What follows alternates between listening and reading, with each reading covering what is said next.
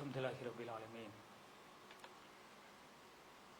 இன்னல் ஹம்துலில்லாஹ் நஹ்மதுஹு வ நஸ்தஈனுஹு வ நஸ்தக்ஃபிருஹு நஊது பில்லாஹி மின் ஷுரூரி அன்ஃபுஸினா வ மின் ஸய்யிஆத்தி அமாலினா மை யஹ்திஹில்லாஹு ஃபலா முலில்ல லஹு வ மை யுத்லில்ஹு ஃபலா ஹாதிய லஹு அஷ்ஹது அல்லா இலாஹா இல்லல்லாஹ் வ அஷ்ஹது அன்ன முஹம்மதன் அப்துஹு வ ரசூலுஹு அம்மா பஅத். قال الله تعالى في القرآن العليم والبرقان المجيد أعوذ بالله من الشيطان الرجيم بسم الله الرحمن الرحيم يا أيها الذين آمنوا اتقوا الله وقولوا قولا سديدا يصلح لكم أعمالكم ويغفر لكم ذنوبكم ومن يطع الله ورسوله فقد فاز فوزا عظيما إن أصدق الحديث كتاب الله وأحسن الهدي هدي محمد وشر الأمور محدثاتها وكل محدثة بدعة وكل بدعة ضلالة وكل ضلالة في النار. அளவற்ற அருளாளனும் நிகரற்ற பேரன்புடையனுமாகிய எல்லாம் வல்ல ஏக இறைவனான அல்லாஹ்வை புகழ்ந்தவாறு என்னுடைய இந்த ஜும்மா உரையை தொடக்கம் செய்கின்றேன். அன்பிற்கினிய சகோதர சகோதரிகளே, இந்த ஜும்மாவுடைய தலைப்பு நரக நெருப்பிற்கு அஞ்சிக் கொள்வோம். எண்ணிலடங்கா நன்மையை தரக்கூடிய இந்த ரமலானை நாமெல்லாம் நிறைவு செய்திருக்கின்றோம். நிறைய அருள்முறையோடு தொடர்பில் இருந்திருப்போம். நிறைய இரவு பகல் பாராமல் இறைவனிடத்தில் கையேந்தி நம்முடைய பாவங்களுக்கு மன்னிப்பு தேடியிருப்போம். ஃபர்லான தொழுகைகள் மட்டுமல்லாமல் இரவு நேரங்களில் அதிக நேரம் உபரியான தொழுகை செய்து படைத்த இறைவனிடத்தில் அவனுடைய அன்பையும் கருணையும் பெற்று எப்படியாவது சொர்க்கத்திற்கு சென்றுவிட வேண்டும் என்கின்ற அந்த ஆவலோடு நிறைய நற்காரியங்களை இந்த ரமலான் மாதம் செய்திருப்போம். இந்த ரமலான் மாதத்தில் கிடைக்கக்கூடிய நன்மைகளை மட்டும் ஒரு அடியான் உணர்வானா என்றால், நம்மை விட்டு ரமலான் மாதம் போகிறதே என்கின்ற அந்த உண்மையான கவலை இறை விசுவாசிக்கு ஏற்படும். ஏனென்று சொன்னால், தீமையான வார்த்தைகளை குறைத்து இறைவனை அதிகம் அதிகம் துதிக்கக்கூடியவனாக, அவனுடைய அருள்முறையோடு அதிகம் தொடர்புடையவனாக அந்த அடியான் இருந்திருப்பான். ஆனால் ரமலான் மாதம் கடந்து விட்டது என்று சொன்னால், இந்த உலக இன்பங்களோடு மனிதனுடைய தொடர்புகள் அதிகமாகி விடுகிறது. நிறைய நற்காரியங்கள் செய்யாத நிலை மனிதனுக்கு ஏற்பட்டு விடுகிறது. ஆனால் படைத்த இறைவன், நீங்கள் நற்காரியங்களை செய்தீர்கள் என்று சொன்னால் உங்களுக்கு நான் மகத்துவமான சொர்க்கத்தை தருகின்றேன். வபஸ்ரில் லதீன ஆமனு வாமிலு சாலிகாத்தி அன்னலகும் ஜன்னாத்தின் தஜ்ரி மின் தஹ்திகள் அன்ஹாரு. யார் நம்பிக்கை கொண்டு நற்கர்மங்கள் செய்கிறார்களோ அவர்களுக்கு நன்மாராயம் கூறுவீராக, அவர்கள் சதா ஓடிக்கொண்டிருக்கும் சொர்க்க சோலையில் இருப்பார்கள் என்று படைத்த ரப்புல் ஆலமீன் நல்ல அமல்கள் செய்யக்கூடியவர்கள் சொர்க்கத்தில் இருப்பார்கள் என்று நிறைய சொர்க்கத்தை பற்றி அல்லாஹு தஆலா தன்னுடைய அருள்முறையில் சொல்லி இருப்பதை நாம் பார்ப்போம், கேட்டிருப்போம். அந்த சொர்க்கத்தை பற்றிய தேடுதல் நமக்கு உருவாகி இருக்கும். அதே போல நபிகளார் அவர்களும் நாம் செய்யக்கூடிய நல்ல அமல்களுக்கு மறுமையில் மகத்துவமான சொர்க்கத்தை அல்லாஹு தஆலா வைத்திருக்கின்றான். அந்த சொர்க்கம் எப்படி இருக்கும் என்று சொன்னால், எந்த கண்களும் பார்த்திராத, எந்த காதுகளும் அதனுடைய வர்ணனையை கேட்டிராத, எந்த உள்ளமும் சிந்தித்திராத அளவிற்கு சொர்க்கம் என்பது மிக பிரம்மாண்டமாக இருக்கும். அந்த சொர்க்கத்தில் உங்களுக்கு ஒரு சாட்டை அளவிற்கு இடம் கிடைத்தால் இந்த உலகமும் உலகத்தை காட்டிலும் சிறந்தது என்று அல்லாஹ்வுடைய தூதர் அவர்களும் உபதேசம் செய்திருப்பார்கள். இப்படி நிறைய சொர்க்கத்தை பற்றி இந்த ரமலான் மாதத்தில் நிறைய உபதேசங்களை பெற்ற நம்முடைய உள்ளம் அதிகம் இறைவனை துதிக்கக்கூடியவதாகவும், இறைவனிடத்தில் நன்மை எதிர்பார்த்து வணக்க வழிபாடுகள் செய்யக்கூடியவர்களாகவும் நம்முடைய எண்ணம், வாழ்க்கை இருந்திருக்கும் இந்த ரமலான் மாதத்தில். ஆனால் அல்லாஹு தஆலா மனிதர்களை பலகீனமாக படைத்திருக்கின்றான். அந்த ரமலான் மாதம் கடந்து விட்டது என்று சொன்னால் மனிதர்கள் இந்த உலகத்தில் கிடைக்கக்கூடிய இன்பத்தின் பக்கம் தங்களுடைய கவனங்களை செலுத்த தொடங்கி விடுகிறார்கள். அதனால் அவர்களிடத்தில் ஒரு வணக்க வழிபாடுகள், சிறிய தொய்வுகள், அருள்முறையோடு இருந்த தொடர்புகளில் கொஞ்சம் இடைவெளி, நிறைய பாவ மன்னிப்பு தேடி இருப்போம், அதிலிருந்து கொஞ்சம் ஓய்வு என இப்படி மனிதனுடைய இயல்பு மாறிவிடுகிறது. ஆனால் இது மாறாமல் இருக்க வேண்டும் என்று சொன்னால் மனிதனை எது நேர்வழிப்படுத்தும் என்றால் மறுமையை பற்றிய அச்ச உணர்வு தான் நேர்வழிப்படுத்தும். சொர்க்கத்தை செல்வதை பற்றி, சொர்க்கத்தை பற்றிய தேடுதலை பற்றி நிறைய உபதேசத்தை கேட்ட நம்முடைய உள்ளம் நரகத்தை பற்றிய அந்த அச்ச உணர்வையும் நம்முடைய உள்ளத்தில் ஏந்தி கொண்டோம் என்று சொன்னால், நம்முடைய உள்ளத்திற்கு அது பாடமாக நடத்தினோம் என்று சொன்னால், இந்த ரமலான் மாதத்தில் இருந்த அந்த இறை அச்சம் பிற மாதங்களில் நமக்கு பிரதிபலிக்கும். ஏன் என்று சொன்னால் நரக நெருப்பு இருக்கிறதே அது கடுமையானது. நரகத்தில் நிறைய வேதனைகளை கொடுத்தாலும் அந்த நரக நெருப்பின் வேதனையை பற்றி படைத்த ரப்புல் ஆலமீன் எந்த அளவிற்கு சொல்லி இருக்கிறான் என்று சொன்னால், சொர்க்கத்தின் தேடுதலை பற்றி இறைவன் சொல்கின்றானே, சொர்க்கம் மிக பிரம்மாண்டமானது, அந்த சொர்க்கத்தில் உங்களுக்கு மாட மாளிகைகள் கொடுக்கப்படும், நீங்கள் நினைத்ததெல்லாம் உங்களுக்கு அருளாக கொடுக்கப்படும், நீங்கள் என்ன நினைக்கிறீர்களோ அது கண்முன் உணவுகளாகவும் பானங்களாகவும் கொடுக்கப்படும், ஒரு மரணமில்லாத மகத்துவமான வாழ்வு சொர்க்கத்தில் உண்டு என ரப்புல் ஆலமீன் சொல்கின்றானே, அதே அளவிற்கு நரகத்தை பற்றியும் குறிப்பாக நரக நெருப்பை பற்றியும் அல்லாஹ் தஆலா மிக கடுமையாக அருள்மறையில் பல்வேறு இடங்களில் எச்சரிப்பதை நாம் பார்க்க முடிகிறது. அப்ப நம்ம சொர்க்கத்தை பற்றி ஆர்வப்படுத்திக் கொண்டோமே, அந்த அளவிற்கு நரகத்தை பற்றியும் அதனுடைய வேதனையை பற்றியும், நரகம் எப்படி இருக்கிறதோ அதிலிருந்து நம்மை காப்பாற்றிக் கொள்வதற்கு என்னென்ன செய்ய வேண்டும் என்பதையும் நம்முடைய உள்ளத்திற்கு நாம் பாடம் நடத்தினோம் என்று சொன்னால், நம்மை நாமே சீர்படுத்திக் கொண்டோம் என்று சொன்னால், நமக்கு ஒரு அது நல்ல வழிமுறையாக நல்ல வழிகாட்டுதலாக அமையும். ஏன் என்று சொன்னால் படைத்த ரப்புல் ஆலமீன் இந்த மனித வாழ்வு என்பது ஒரு சோதனைங்கிறான். அல்லதீன ஹலக்கல் மௌத வல் ஹயாத்தல் யப்லுவக்கும் அய்யுக்கும் அஹ்ஸனு அமலா. நான் மனிதர்களை ஏன் படைத்திருக்கிறேன் என்று சொன்னால், அவர்களில் அழகிய செயலுக்குரியவர்கள் யார் என சோதிப்பதற்குத்தான் நான் மரணத்தையும் வாழ்வையும் கொடுத்திருக்கின்றேன். இந்த வாழ்வில் அவர்கள் நரகத்தை தேர்ந்தெடுக்க போகின்றார்களா அல்லது சொர்க்கத்தை தேர்ந்தெடுக்க போகின்றார்களா என்பதற்கான ஒரு சோதனை களம் தான் இந்த உலக வாழ்வு என்று சொல்கின்றான். அப்ப இந்த உலக வாழ்வில் நாம் சொர்க்கத்திற்கான தேடுதல்கள் நிறைய செய்கின்றோமே, நற்காரியங்கள் செய்கின்றோம், நல்ல அமல்களை செய்கின்றோமே, அந்த அளவிற்கு நரகத்திலிருந்து நம்மை காப்பாற்றிக் கொள்வதற்கு தீய விஷயங்களிலிருந்து ஒதுங்கி இருக்க வேண்டும். அப்ப தீய விஷயங்களிலிருந்து எப்போது ஒதுங்குவோம் என்று சொன்னால், அந்த நரகத்தின் வேதனை என்ன, நரகத்தில் கொடுக்கக்கூடிய அந்த கடுமையான வேதனை என்ன என்பதை நாம் தெரிந்து கொண்டால்தான் நம்மை நாமே சீர்படுத்திக் கொள்ள முடியும், நல்வழிப்படுத்திக் கொள்ள முடியும். நீ உதாரணமா பார்த்தீங்கன்னா ஒரு தண்டனை இருக்கிறது என்றால் அந்த தண்டனையை பொறுத்து தான் குற்றங்கள் இருக்கும். அரபு தேசங்கள்லாம் பாத்தீங்க அப்படின்னாக்க சரிய சட்டங்கள் நடைமுறையில் இருக்கிறது. கற்பழித்தாலோ திருடினாலோ மிக கடுமையான தண்டனைகள். அதனாலதான் அரபு தேசங்களில் குற்றங்கள் குறைவாக இருக்கிறது. நம்ம இந்தியா போன்ற ஜனநாயக நாடுகளில் குற்றங்களுக்கான தண்டனைகள் குறைவாக இருக்கும் பொழுது குற்றங்களின் எண்ணிக்கையும் கணிசமாக அதிகரித்து விடுகிறது. அப்ப ஒரு மனிதன் தவறு செய்தான் என்றால் தண்டனை கடுமையாக இருக்கும் என்று சொன்னால், இயல்பாக மனிதனுடைய உள்ளம் என்ன செய்கிறது, தவறு செய்யக்கூடாது, மறுமையிலோ கடுமையான தண்டனை வழங்கப்படும் என்கிற அந்த அச்ச உணர்வு வந்துவிட்டது என்றால் மனிதன் நேர்வழி பெறுகின்றான். தவறு செய்வதற்கு முன்பு இதற்கு கடுமையான வேதனை இருக்கிறதே என்கின்ற பய உணர்வு அவனுக்கு வந்து விடுகிறது. அப்ப அல்லாஹ் தஆலா நரகத்தை சொல்கின்றானே, அந்த நரகத்தை பற்றி சொல்லும் பொழுது நரகத்தில் நிறைய வேதனை இருக்கிறது, அதிலும் கடுமையாக நரக நெருப்பின் வேதனை இருக்கிறது. அதை பற்றி மிக அதிகமாக அல்லாஹ்வும் அல்லாஹ்வுடைய தூதரும் கடுமையாக எச்சரித்திருக்கிறார்கள். எந்த அளவிற்கு என்று சொன்னால், அல்லாஹ்வுடைய தூதர் அவர்கள் சொல்கிறார்கள், மறுமை நாளில் மகசர் மைதானத்தில் மனிதன் நிற்பான் விசாரணைக்கு தருணத்தில் அவனுக்கு கண்ணுக்கு எட்டாத தூரத்தில் நரக நெருப்பு இருக்கும்.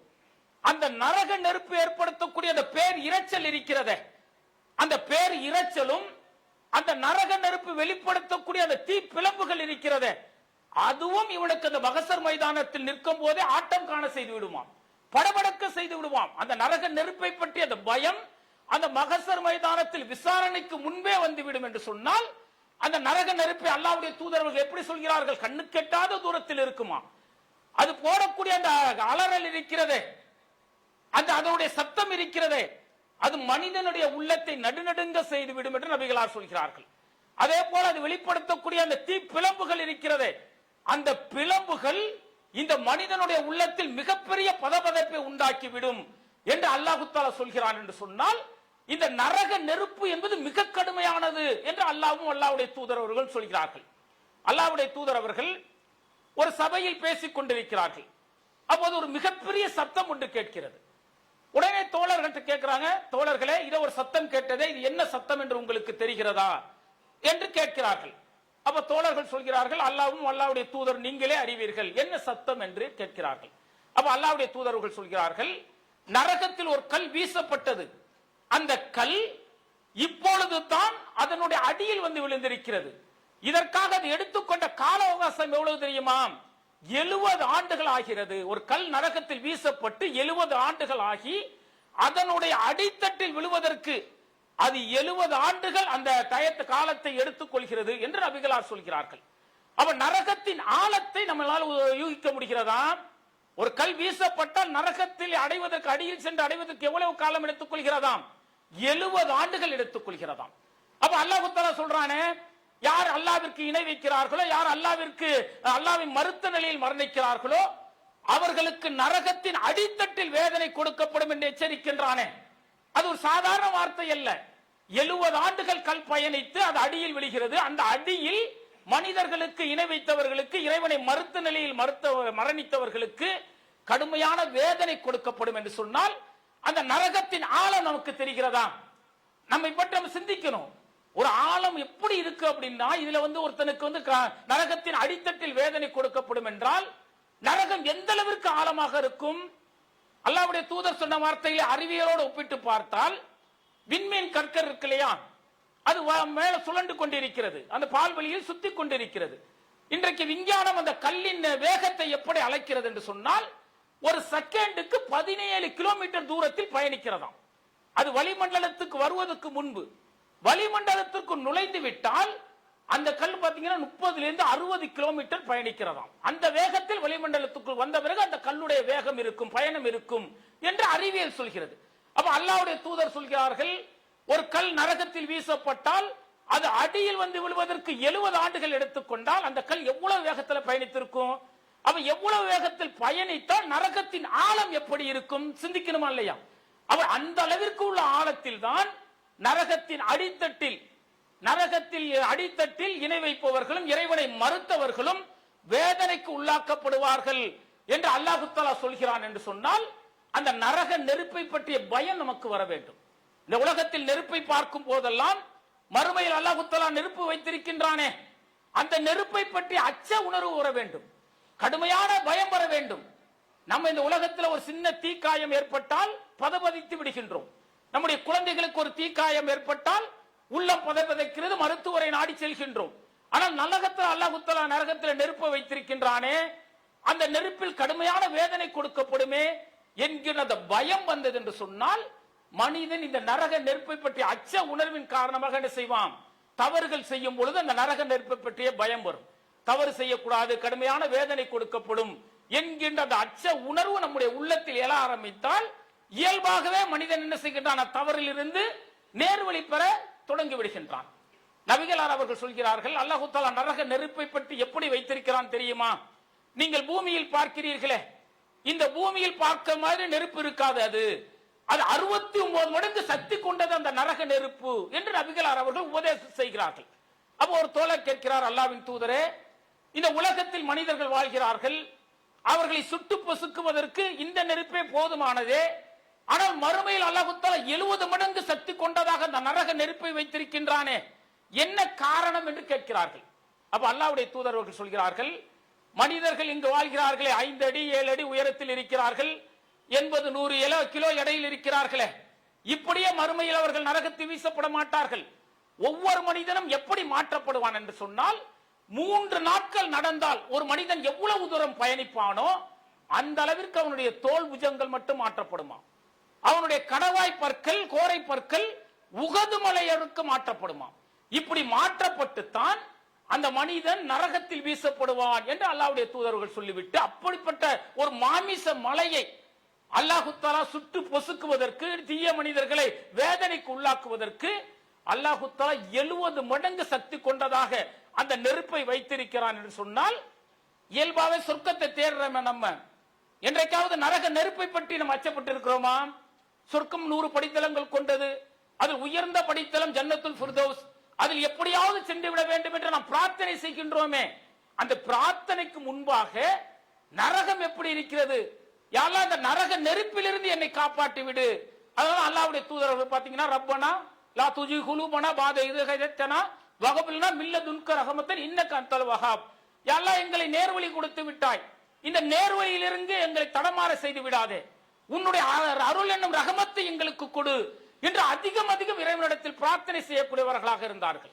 அப்ப நம்ம நரக நெருப்பிலிருந்தும் பாதுகாப்பு தேடக்கூடியவர்களாக, நரக நெருப்பின் அச்ச உணர்வை நம்முடைய உள்ளத்தில் ஏந்தியவர்களாக பயணித்தோம் என்று சொன்னால்தான் இன்றைக்கு நம்ம தவறு செய்கின்றோமே, அந்த தவறுகள் செய்யும் பொழுது அல்லாஹு தஆலா நரகம் வைத்திருக்கின்றான், அந்த நரகத்தில் கடுமையான வேதனைகள் கொடுக்கப்படும் என்கின்ற பய உணர்வு நமக்கு வரும்.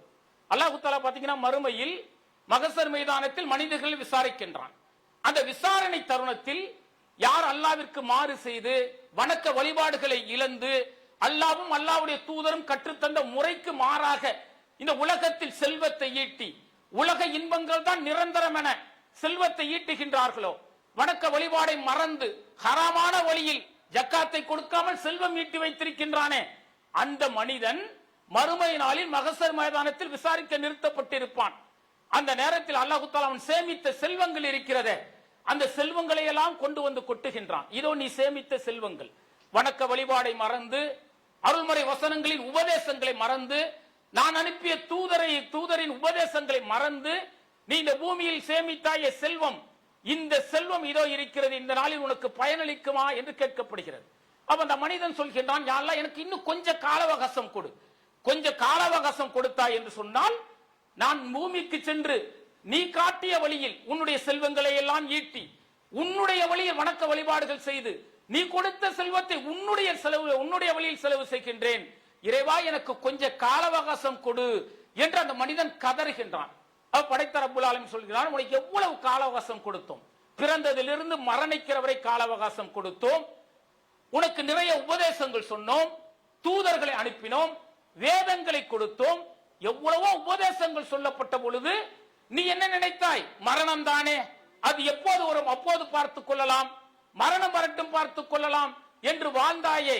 இந்த நாளில் நீ சேமித்த செல்வங்கள் உனக்கு பயனளிக்காது என்று சொல்லி ரப்புல் ஆலமீன் என்ன செய்கின்றான்? அந்த செல்வங்களை எல்லாம் கொண்டு வந்து நரக நெருப்பில் போட்டு வாட்டி மிகப்பெரிய பாலங்களாக கொண்டு வந்து அந்த மனிதனுடைய முதுகுகளிலும் விழாப்புறங்களிலும் சூடு போடுகின்றானாம். இது நரகத்தில் அல்ல, நரக நெருப்பின் வேதனை எங்கு கொடுக்கப்படுகிறதாம்?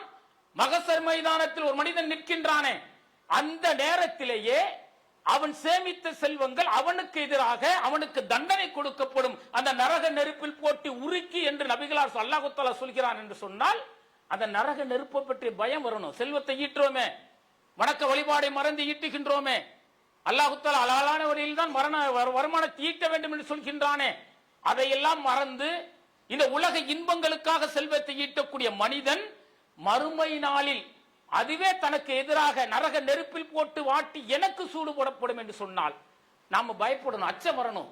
நரக நெருப்பை பற்றிய பயம் வரும் பொழுது நான் ஹலாலான முறையில் வருமானம் ஈட்டுகின்றேனா, படைத்த இறைவன் தடுத்தானே அதற்கு ஏற்ற வகையில் நான் வருமானம் ஈட்டுகின்றேனா என்பதை நம்மை நாமே எப்போது சுய பரிசோதனை செய்வோம் என்று சொன்னால், இந்த நரக நெருப்பின் வேதனையை பார்க்கும் பொழுதுதான், நம்ம நினைவுபடுத்தும் பொழுதுதான் அந்த எண்ணங்கள் வரும்.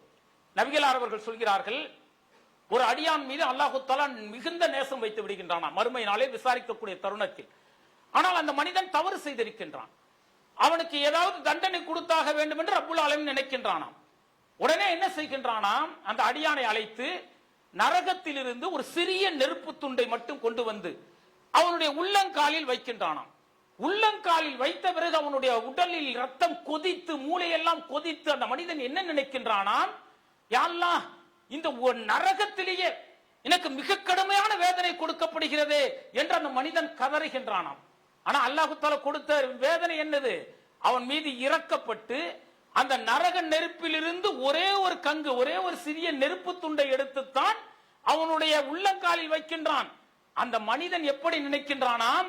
நரகத்திலேயே மிகப்பெரிய வேதனை, எனக்கு கொடுக்கப்படுகிறது என்று அந்த மனிதன் நினைக்கிறான் என்று அல்லாஹ்வுடைய தூதரவர்கள் சொன்னார்கள் என்று சொன்னால், இந்த நரக நெருப்பை பற்றிய பயம் நமக்கு வர வேண்டும். ஒரு சிறிய நெருப்பு துண்டின் வேதனையை அந்த மனிதனை படாத பாடு படைத்து விடும் என்று சொன்னால், நரக நெருப்பு என்பது மிக கடுமையானது. எப்படி ஒரு மனிதன் அடியான் சொர்க்கத்திற்கு சென்று மரணம் இல்லாமல் அப்படியே எப்படி நிரந்தரமாக இன்பங்களை மட்டுமே அனுபவித்துக் கொண்டிருக்கின்றானோ, அதுபோல ஒரு மனிதன் நரகத்திற்கு சென்றால் அவனுக்கு மரணம் கிடையாது.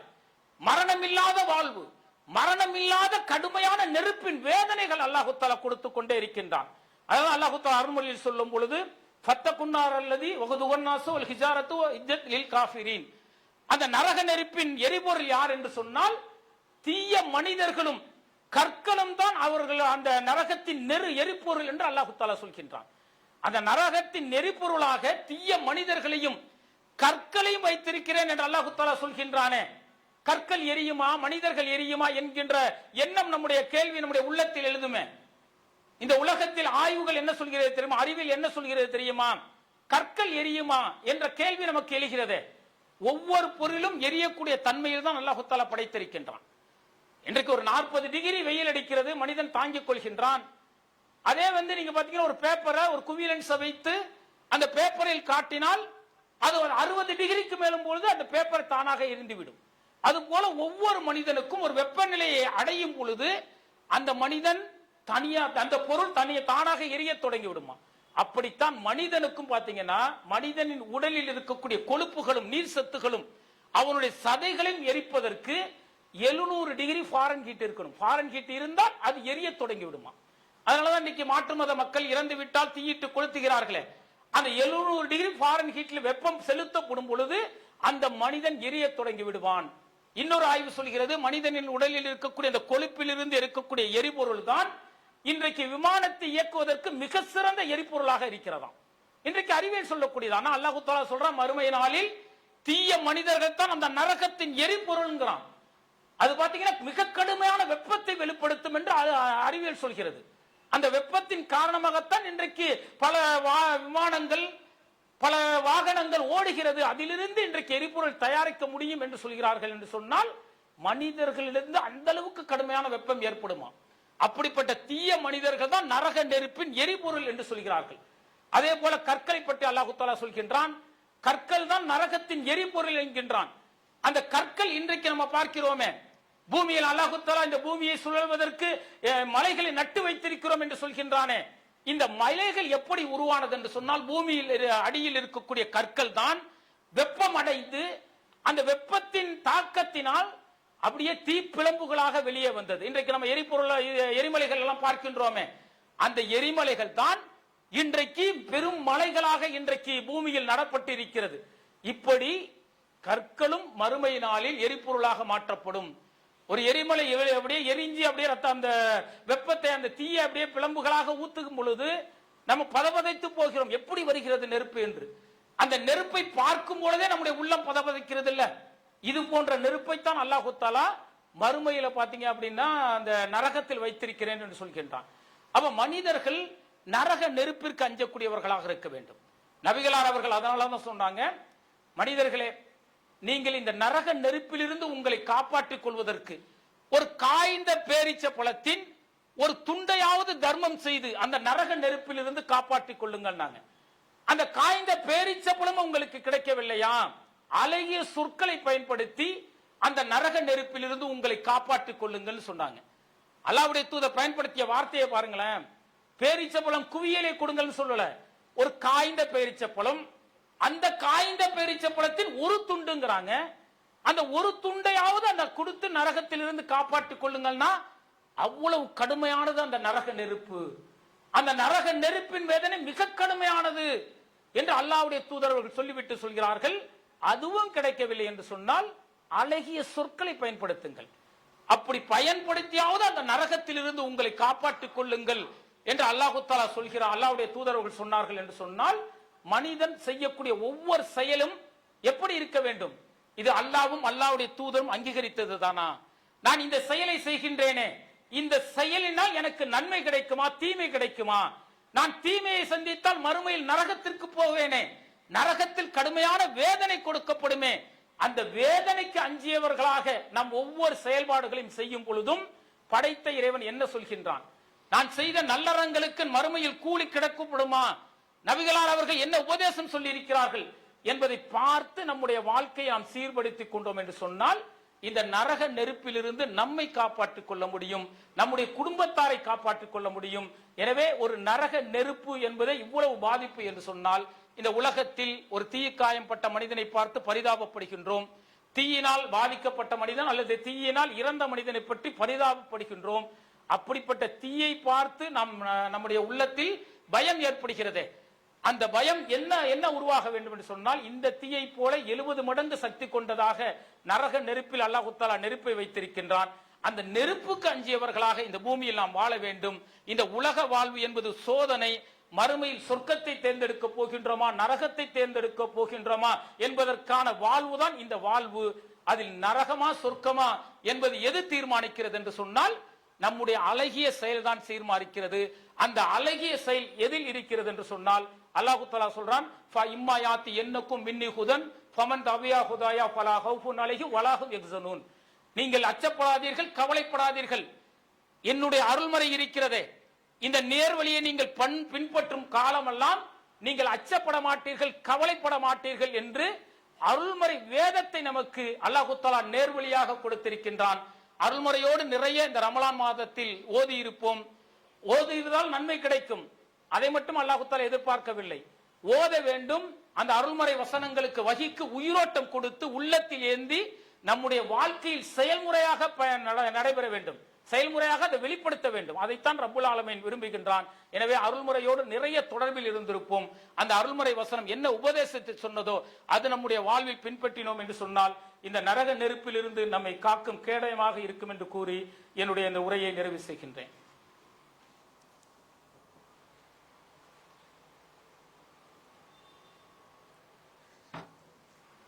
அன்பிற்கினிய சகோதர சகோதரிகளே, நேற்றைய முன்தினம் மத்தியில் ஆளக்கூடிய ஒன்றிய மைனாரிட்டி அரசு வக்ஃப் போர்டு திருத்த சட்டத்தை நிறைவேற்றி இருக்கிறது. நள்ளிரவு 12 மணிக்கு இஸ்லாமியர்களுடைய சொத்துக்களை அபகரிக்கக்கூடிய சில திருத்தங்களை சட்டமாக மக்களவையிலும் மாநிலங்கள் அவையிலும் கொண்டு வந்து சட்டமாக கொண்டு வந்திருக்கிறது. முந்தைய சட்டங்கள் எல்லாம் பொது சிவில் சட்டமோ அல்லது முத்தலாக் சட்டமோ குடியுரிமை சட்டமோ ஒரு பாதிப்பு என்று சொன்னால் அது மனிதர்களுக்கு வெளிப்படையாக தெரியும். குடியுரிமை சட்ட திருத்தத்தின் மூலமாக இத்தனை லட்சம் இஸ்லாமியர்கள் அகதிகளாக மாற்றப்பட்டிருக்கிறார்கள் என்றால் வெளிப்படையாக அது நம்ம உணர முடியும். அதே போல முத்தலாக் சட்டம் மூலம் இத்தனை இஸ்லாமியர்கள் சிறையில் அடைக்கப்பட்டிருக்கிறார்கள் என்றால் அந்த செய்தியும் வெளியில் தெரிவதற்கு வாய்ப்புகள் அதிகம். அதே போல இறையிலங்களை இடித்தார்கள், இத்தனை இறையிலங்களை இடித்திருக்கிறார்கள் என்ற செய்தி பரவலாக வெளிவருவதற்கான வாய்ப்புகள் அதிகமாக இருக்கிறது.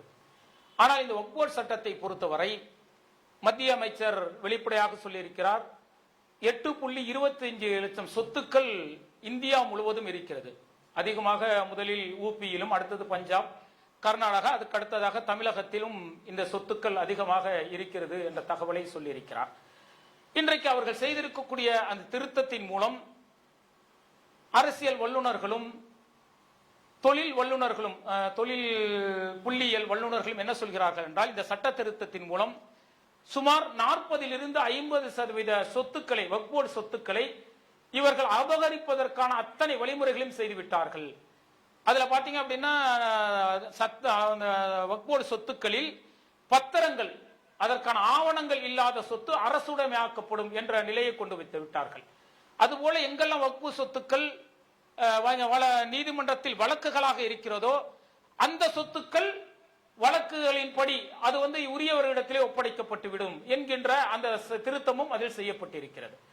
அப்போ ஒரு 40% 50% சொத்துக்கள் இன்றைக்கு சத்தம் இல்லாமல் அதை அவர்கள் பறிப்பதற்கு அபகரிப்பதற்கான அத்தனை செயல்பாடுகளையும் செய்துவிட்டார்கள். இது பாத்தீங்கன்னா ஊபியில வக்ஃப் போர்டு சொத்துக்களை அவர்கள் அபகரித்து விட்டால் நமக்கு தெரியுமானா தெரியாது. பஞ்சாப்ல இருக்கக்கூடிய சொத்துக்களை அபகரித்து விட்டால் நமக்கு தெரியுமான தெரியாது. அப்ப இது வெளிப்படையாக தெரியாத அளவிற்கு இந்த சொத்துக்கள் மெல்ல மெல்ல அபகரித்து விடுவார்கள் என்பது நிதர்சனமான உண்மை. அப்ப இன்றைக்கு நாம் என்ன செய்ய வேண்டும் என்று சொன்னால், ஒரு கசப்பாக இருந்தாலும் சில உண்மைகளை சொல்லியாக வேண்டும்.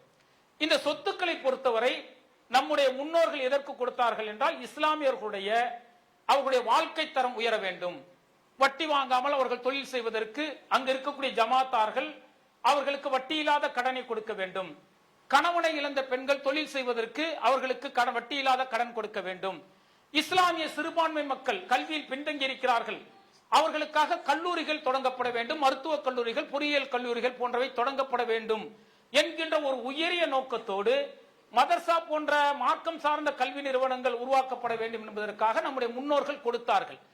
இதை பாத்தீங்கன்னா இத்தனை ஆண்டுகள் இஸ்லாமியர்கள் தான் நிர்வகித்தார்கள். இஸ்லாமிய வக்ஃப் போர்டுல பாத்தீங்கன்னா சேர்மனாக இருந்தவர்கள், உறுப்பினர்கள் எல்லோருமே இஸ்லாமியர்கள் தான். இவர்கள் அதை முறையாக அதை செயல்படுத்தி இருக்கிறார்கள் என்றால் இல்லை என்பதுதான் நிதர்சனமான உண்மை. கல்லூரிகள் ஆரம்பிக்க வேண்டும் என்று சொன்னார்கள். தமிழகத்தில் பாத்தீங்கன்னா வக்ஃப் போர்டு கல்லூரி என்று சொன்னால் திருச்சியில் இருக்க, மதுரையில் இருக்கக்கூடிய வக்ஃப் போர்டு கல்லூரியை தவிர வேற எந்த கல்வி நிறுவனங்களும் இத்தனை கோடி சொத்துக்கள் இருந்தும் நமக்கு கிடையாது. தனியார் கல்வி நிறுவனங்கள் இருக்கான கிடையாது, பொறியியல் கல்வி நிறுவனங்கள் கிடையாது, மருத்துவ கல்லூரி கிடையாது. அப்ப இவ்வளவு சொத்துக்களை நிர்வகிக்கக்கூடியவர்கள் எந்த அளவிற்கு என்றால், சச்சார் கமிட்டி சொல்கிறது ஆண்டுக்கு 18,000 கோடி ரூபாய் வருமானம் வருமா இந்த மூலியமா. ஆனால் இதில் இருக்கவர்கள் தன்னுடைய சுயநலத்திற்காக, தன்னுடைய தேவைகளை பூர்த்தி செய்வதற்கு, தன்னுடைய பொருளாதாரத்தை மேம்படுத்திக் கொள்வதற்கு அந்த வக்ஃப் போர்டு நிலங்களை விற்று ஆதாயம் தேடினார்களே தவிர உண்மையான நோக்கத்திற்காக, மக்களுக்காக எந்த சொத்துக்களையும் பிரித்து கொடுக்கப்படவில்லை. இன்றைக்கும் பாத்தீங்கன்னா சச்சார் கமிட்டி அறிக்கையின்படி பல ஆயிரக்கணக்கான இஸ்லாமியர்கள் வறுமை கோட்டின் கீழே இருக்கிறார்கள். அப்ப இது மாதிரியான பகுதியில் மக்கள் பாத்தீங்கன்னா ஒவ்வொரு பகுதியில் இருக்கிறாங்க. அப்படிப்பட்ட இஸ்லாமியர்களுக்கு ஒவ்வொரு பகுதியிலும் இடம் இருக்கிறது. நீ ஒரு 1000 சதுரடி வச்சுக்க, ஒரு வீடு கட்டி குடிசை போட்டு இருந்துகன்னு சொல்லி இருந்திருக்கலாம். அல்லது தொழில் செய்யக்கூடியவர்கள் பள்ளிவாசலில் வக்ஃபு சொத்துக்கள் இருக்கிறது, அதுல நீ ஒரு கடை கட்டி இருந்து ஒரு வாடகை கொடுத்திருக்கன்னு சொல்லி இருக்கலாம். ஆனா எந்த விதமான முன்னேற்பாடுகளையும் இந்த வக்ஃப் போர்டு நிர்வாகத்தில் இருந்த எல்லா வித சேர்மேனும் சரி, உறுப்பினரும் சரி, யாருமே இதுவரைக்கும் செய்யல. அதனுடைய விளைவு என்ன ஆகுதுன்னா, இன்றைக்கு நமக்கு நன்மை செய்வதாக சொல்லிக் கொண்டு, நான் இஸ்லாமியோட சொத்துக்கள் அந்த பொறுப்பில் இருப்பவர்களினாலே அபகரிக்கப்படுகிறது என்று சொல்லிக்கொண்டு இன்னைக்கு மாற்று மத மக்களை அதில் உறுப்பினராக சேர்க்கக்கூடிய ஒரு அபத்தமான நிலையை இன்றைக்கு ஒன்றிய அரசாங்கம் எடுத்திருக்கிறது. இதனுடைய பாதிப்பு என்ன தெரியுமா? வக்ஃப் போர்டு நிறுவனங்கள் தான் தமிழகத்தில் இருக்கக்கூடிய ஆயிரக்கணக்கான பள்ளிவாசல்களை நிர்வாகம் செய்து கொண்டிருக்கிறார்கள். அதை ஒருவர் மாற்று மதர் வந்து விட்டார் என்று சொன்னால் என்ன நடக்கும் தெரியுமா? காலப்போக்கில் அருள்முறை காலையில சுபு தொழுவாங்க, தொழுது முடித்த பிறகு 2 வசனங்கள் அருள்முறை வசனங்கள் ஓதப்படும். மதர்சா வகுப்புகள் அரபி கற்றுக் கொடுப்பதற்கு, அருள்முறை ஓதுவதற்கு வகுப்புகள் கற்றுக் கொடுக்கப்படும். இந்த 2 பேர் மாற்று மத மக்கள் அந்த உறுப்பினராக வந்துவிட்டால் கால போக்கில் என்ன ஆகும் என்று சொன்னால், நீங்க அருள்முறை வசனத்தை காலைல ஓதுறீங்க, 2 பகவத்கீதை ஓதுங்குவான். அடுத்தது என்ன செய்வான்? மதர்சால குரான் சொல்லி கொடுக்கும் பொழுது 2 திருக்குறள் வசனத்தையும் காலைல சொல்லிக் கொடுங்களேன், திருக்குறையும் சொல்லிக் கொடுங்குவான். அப்ப மாற்று மத மக்கள் என்ன செய்வான்? மத நல்லிணக்கம் என்கின்ற பெயரில் இப்படிப்பட்ட விஷயங்களை, விஷமத்தனங்களை மெல்ல மெல்ல இவர்கள் இதில் திணிப்பதற்கான முயற்சிகளை செய்வார்கள். இப்ப ஒரு 50-60% போய் சொத்து போயிருங்கிறதுல மாற்று கருத்து இல்ல. மக்கள் போராடி அதுல மிகப்பெரிய எழுச்சி ஏற்பட்டால், அதை இந்த ஆட்சி தூக்கி எறியப்பட்ட பிறகு மாற்றங்கள் ஏற்படலாம். ஆனா இப்ப சுதாரித்துக் கொள்ள வேண்டும். வக்ஃப் போர்டு இருக்கக்கூடியவர்கள், அந்த உறுப்பினர்கள், பொறுப்பாளர்கள் என்ன செய்ய வேண்டும்? வக்ஃப் சொத்துக்கள் இருக்குல்ல, அந்த சொத்துக்களை எத்தனை ஏழை எளிய இஸ்லாமியர்கள் இருக்கிறார்களோ அவர்களுக்கு பகிர்ந்து கொடுத்து அவர்களுக்கான அந்த பத்திரங்களை, அவர்களுக்கான ஆவணங்களை கொடுக்க வேண்டும். அப்படி ஆயிரக்கணக்கான மக்களுக்கு எங்க இடம் இருந்தாலும் சரி, இது உங்களுக்கு வக்ஃப் போர்டுல இருந்து இந்த சொத்து உங்களை வீடுக்காக, நீங்க வீடு கட்டிக்கொள்வதற்காக, நீங்கள் தொழில் செய்வதற்காக கொடுக்கப்படுகிறது என்று கொடுக்கப்பட்டது என்று சொன்னால், இதை அபகரிப்பது என்பது மிக கடுமையாகிவிடும். பல ஆயிரக்கணக்கான மக்கள் குடியிருக்க வீட்டை போய் ஒரு அபகரிக்க முடியுமா? அப்ப மக்களுடைய எழுச்சி ஏற்படும், வீதிக்கு போராடுவார்கள். அப்ப அந்த மாதிரியான சூழ்நிலை ஏற்படும் இருக்க வேண்டும் என்று சொன்னால், இப்ப வக்ஃப் போர்டு நிறுவனத்தில் பொறுப்பாளர்களாக அதுல சேர்மனாக இருக்கக்கூடியவர்கள் என்ன செய்யணும்னா, மிச்சம் இருக்கக்கூடிய சொத்துக்கள் இருக்க, நம்முடைய ஆவணங்கள் சரிபார்த்து இருக்கக்கூடிய சொத்துக்களை ஏழை எளிய இஸ்லாமியர்களை கண்டறிந்து அவர்களுக்கு பகிர்ந்து கொடுத்து, அவர்கள் வீடு கட்டிக் கொள்வதற்கோ, தொழில் செய்வதற்கோ, தொழில் நிறுவனங்கள் அமைப்பதற்கோ அவர்கள் அந்த சொத்துக்களை பகிர்ந்து கொடுத்தால் மிச்சம் மீது இருக்கக்கூடிய சொத்தையாவது நம்மளால் காப்பாற்றிக் கொள்ள முடியும். இந்த வக்ஃப் போர்டு பொறுப்பில் இருக்கக்கூடியவர்கள் இந்த அற்ப ஆசைக்காக, அற்ப இன்பத்திற்காக, உலகத்தில் கொடுக்கக்கூடிய பொருளாதாரத்திற்காக, என்ன நோக்கத்திற்காக மக்கள் பொருளாதாரத்தை கொடுத்தார்களோ அந்த வழியில் செலவு செய்யாமல் மறைமை பற்றி அச்ச உணர்வு இல்லாமல் இந்த பூமியில் பதவி வகித்துக் கொண்டிருக்கிறார்கள். இனியாவது அவர்கள் கவனமாக இருந்து பாதிக்கப்பட்ட ஏழ்மை நிலையில் இருக்கக்கூடிய வறுமை கோட்டின் கீழே இருக்கக்கூடிய இஸ்லாமியர்களுக்கு அந்த சொத்துக்களை அவர்கள் பயன்படுத்தக்கூடிய வகையில் திருத்தங்களை கொண்டு வந்தார்கள் என்று சொன்னால் இந்த சொத்துக்கள் எதிர்காலத்தில் பாதுகாப்பதற்கு வாய்ப்பாக அமையும். இதை கேட்கக்கூடிய வக்ஃபோர்டு நிர்வாகிகள், ஜமாத்தார்கள் அதற்கான நடவடிக்கை எடுக்க வேண்டும் என்பதையும் இந்த நேரத்தில் ஒரு தகவலாக கூறி என்னுடைய உரையை நிறைவு செய்கின்றேன். வாஹிதவன் அல்ஹம்துலில்லாஹி ரப்பில் ஆலமீன். அஸ்ஸலாமு அலைக்கும் வரஹ்மத்துல்லாஹி வபரகாத்துஹு.